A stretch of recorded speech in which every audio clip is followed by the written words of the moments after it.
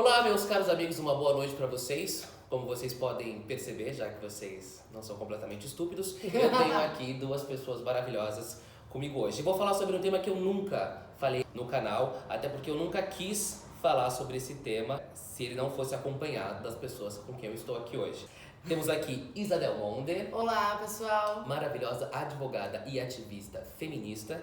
E também Luísa Abraão, que é nossa jurista e mestre em direitos humanos. A gente vai falar aqui hoje sobre temas relacionados ao feminismo, permeando a série da Netflix chamada Inacreditável. Então, para quem não sabe, Inacreditável é uma minissérie que foi baseada em um artigo publicado pela ProPublica de um caso de abuso sexual nos Estados Unidos que foi ignorado pela polícia na época. A série ela se passa em dois momentos. Em 2008, quando Marie Adler foi desacreditada pela polícia depois de ter denunciado um crime de estupro que ocorreu com ela, e depois em um segundo momento em 2011, no Colorado, quando duas investigadoras chamadas Karen Duvall e Grace Rasmussen acabam identificando, através de uma investigação, um abusador em série que, no caso, era o mesmo abusador da Marie. Então a gente vai discutir alguns temas em relação a essa série. E eu gostaria de começar perguntando para vocês por que, Luísa e Isa, essa série é de importância tão profunda nos dias de hoje? Bom, Caio, primeiro, obrigada. É uma alegria estar aqui, né? A gente fez faculdade juntos. E, bom, basicamente, por que a série é tão importante? A série vai tratar, primeiro pelo nome dela, né? Inacreditável, porque é inacreditável o que acontece com a Marie Adler, que basicamente sofre esse estupro, tem a coragem de ligar para a polícia e reportar a violência que ela sofreu imediatamente após o cometimento do fato. Que é muito difícil. Exatamente. E os policiais que vão atendê-la são policiais homens, que tomam o depoimento dela num primeiro momento de maneira extremamente fria e logo em seguida a série tem uma série de desenrolares, que acho que a Lua também pode contar um pouco pra gente, que vão levando ao descrédito da Marie Adler. E a Marie Adler passa a ser a investigada da situação, porque diante de tanta pressão que ela sofre dos policiais, dos investigadores, ela acaba se convencendo de certa maneira, ainda que não profundamente, porque no fundo ela sempre soube o que aconteceu, que era uma mentira, que ela queria chamar atenção, porque há sobre ela também esse estereótipo, né, Lu? É um grande estereótipo de que ela é uma menina problemática, uma menina que sempre quis chamar atenção, uma menina que passou por vários, estava dentro do sistema de foster care, então passou por vários lares temporários, famílias acolhedoras. E isso é utilizado quando da investigação do caso da violência que ela sofreu. E nesse aspecto eu tenho uma segunda pergunta para vocês, que é por que as vítimas de estupro elas são tão desacreditadas e, em última análise, como foi o caso da Marie Adler, culpabilizadas e responsabilizadas? Por que isso acontece? Acho que se a gente puder resumir, bem resumidamente, tem uma palavra só que é machismo. O quê? Para! Ah, você acredita? Imagina! Chocante! Não sabia que isso existia, não. Tem, gente. Espera aí que a gente vai até tomar um vinho. Macho alert!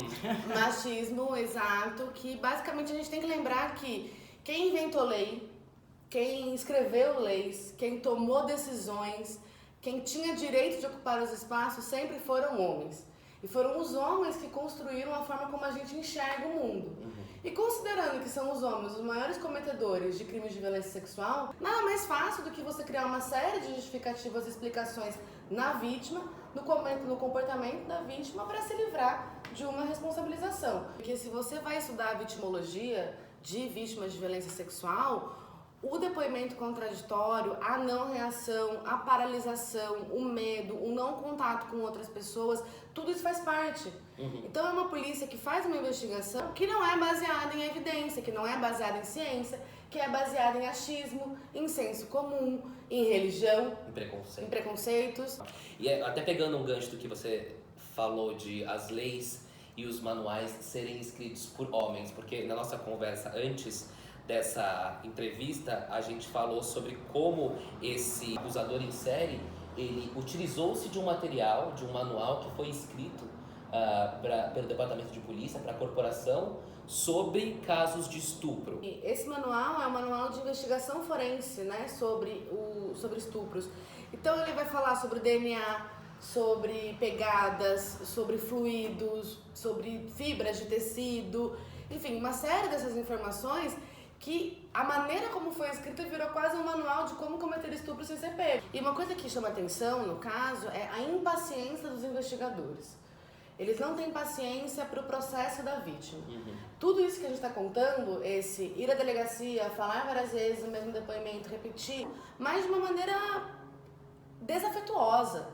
E a gente sabe muito bem, quem é especialista nesse assunto, e eu e a Luísa nós somos, que o primeiro acolhimento, a primeira escuta que a vítima vai receber é totalmente transformador para o processo. E você pontuou muito bem a frieza e a falta de empatia desse investigador homem nesse primeiro momento em 2008. Quando a série vai pra frente, em 2011, essas duas investigadoras, agora não mais em Washington, mas no Colorado, a Karen e a Grace, elas começam a investigar o caso de um novo abusador em série. E fica muito clara a diferença de tratamento que as investigadoras mulheres dão pro caso e o tratamento que foi dado pelo investigador homem. Exato. Então também existe essa diferença de tratamento da empatia. Acho que foi uma coisa que você comentou, né? Por ser mulher, existe também a empatia com o medo também de ser medo de vítima. sofrer uma violência. A gente tá sempre, a gente é ensinada desde criança. Então assim, não pode andar de roupa curta no transporte público porque vai que, não pode andar sozinha depois de determinado horário porque vai que, não pode sair desacompanhada de um lugar em um momento que é depois da meia-noite porque pode acontecer uma série de coisas que os homens não têm esse medo. Pra gente, nós que somos mulheres, assim, o mundo ele é limitado. A gente tem lugares e coisas que a gente não pode fazer por medo de sofrer violência.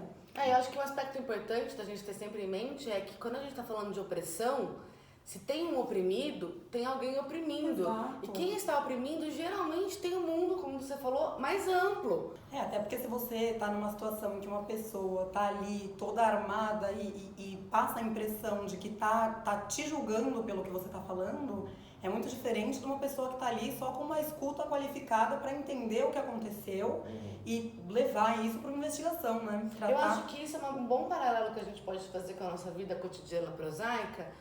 Quando a gente vai ao dentista e o dentista te pergunta: você passa fio dental todos os dias?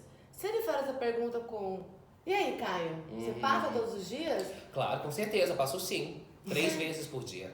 E se ele te pergunta: Caio, como é que tá? Usa fio dental, não usa, dá aquela escapada? Ai, amores, de vez em quando, uma vez por mês. Pois é, gente. Todo mundo, quando tá numa situação que tá sendo emparedado, vai ficar acuada. Bom, então, levando em consideração essa diferença brutal que existe na abordagem masculina e feminina, não só no processo de investigação, mas também em todas as searas do mundo que a gente vive, mundo corporativo, das nossas próprias relações interpessoais, qual é o papel do homem na luta armada feminista?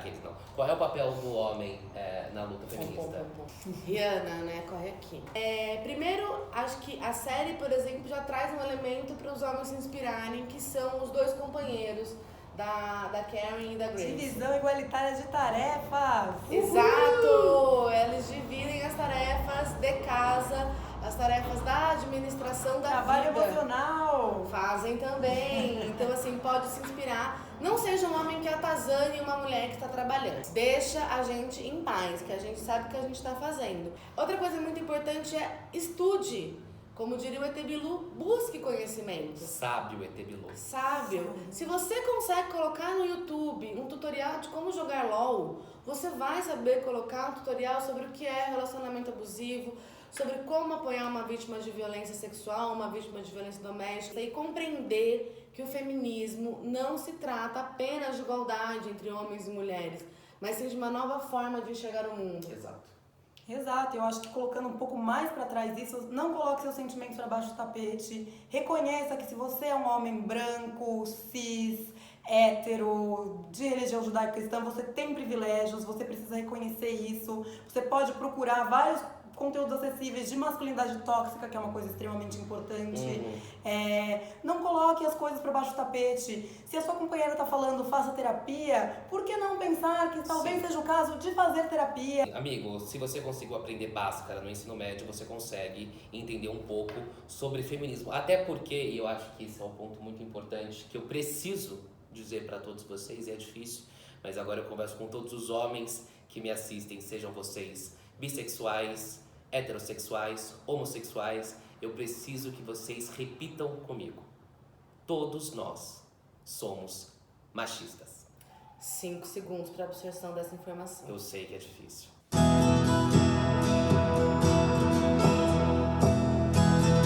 Bom, assim como todos os homens que me assistem aqui hoje, eu fui, durante essa sabatina, um mero espectador. Eu quis me colocar neste local para que eu ouvisse vocês e desse protagonismo a vocês, mulheres, nesse assunto.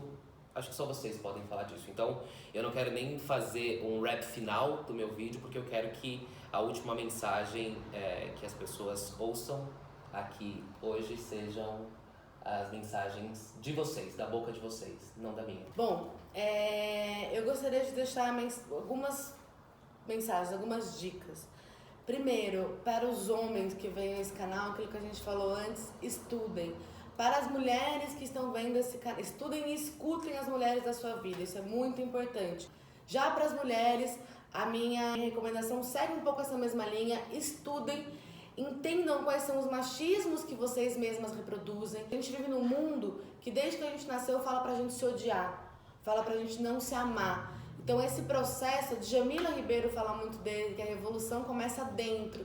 Então busquem a revolução interna de vocês. E se eventualmente você é uma vítima e precisa de ajuda, por favor, nos procure no Instagram da Rede Feminista de Juristas, @defende com M de Maria, que a gente vai poder encaminhar você para alguma ajuda. Se você conhece também uma vítima, não sabe como apoiá-la, pode nos escrever também. E acho que é essa a minha mensagem final.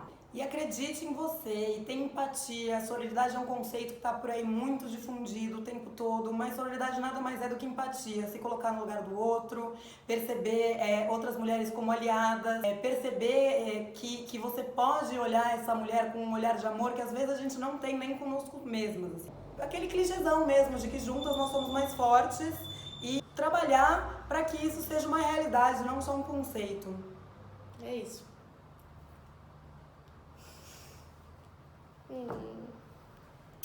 Beijo, seguimores.